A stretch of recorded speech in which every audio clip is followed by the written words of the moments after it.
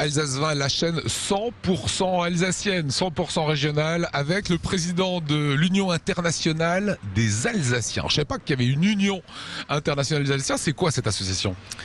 Eh ben, c'est une association, une fédération d'associations, puisqu'elle regroupe une 30 associations dans le monde et 5 délégués que nous avons.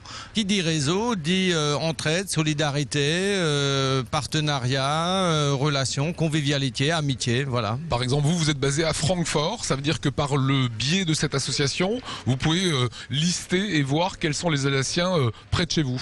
L'intérêt, c'est qu'à l'étranger, on ne se retrouve pas seul. Alors, c'est un peu paradoxal de le dire. Quand on est tout près de l'Alsace, il y a sans doute un peu moins d'intérêt, mais quand on est loin, quand vous êtes en Thaïlande, quand vous êtes en Nouvelle-Calédonie, quand vous êtes en Argentine, vous êtes des fois content de retrouver certains compatriotes français pour parler d'abord la langue française, mais aussi alsaciens pour partager, pas forcément une choucroute, mais il y a d'autres plats alsaciens qui sont intéressants. Voilà. Demain, je vais à Manhattan, demain, je vais à Shanghai, je passe par votre association.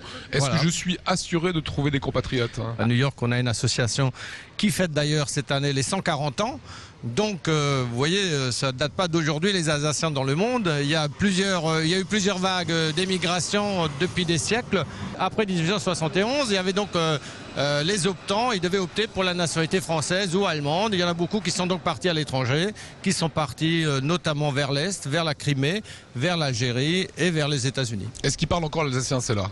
Alors, on a un peu de mal à retrouver des... Parce qu'à Castroville, ça parle moyennement alsacien quand même. Ça baragouine un alsaco-américain, mais c'est de l'anglo-saxon, donc on s'y retrouve. Et on peut presque aussi comprendre les Badois quand ils sont rassemblés à Hambourg. C'est quand même assez proche comme dialecte. Est-ce que l'alsacien est voyageur ?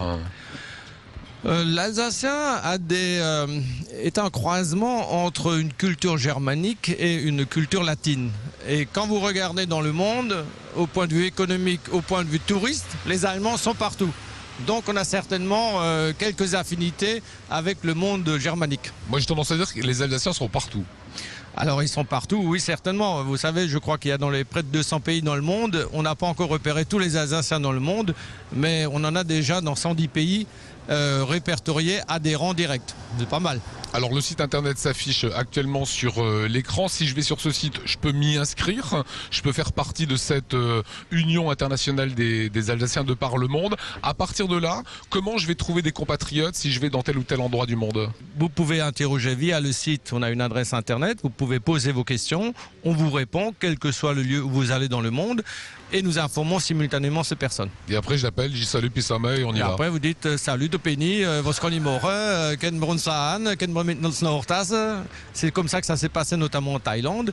Donc il y a une amicale qui existe. Alors ils font un stammtisch tous les mois autour d'une choucroute dans un restaurant alsacien, bien entendu. Fier d'être alsaco, Gérard ? Oh, normé, et votre tour.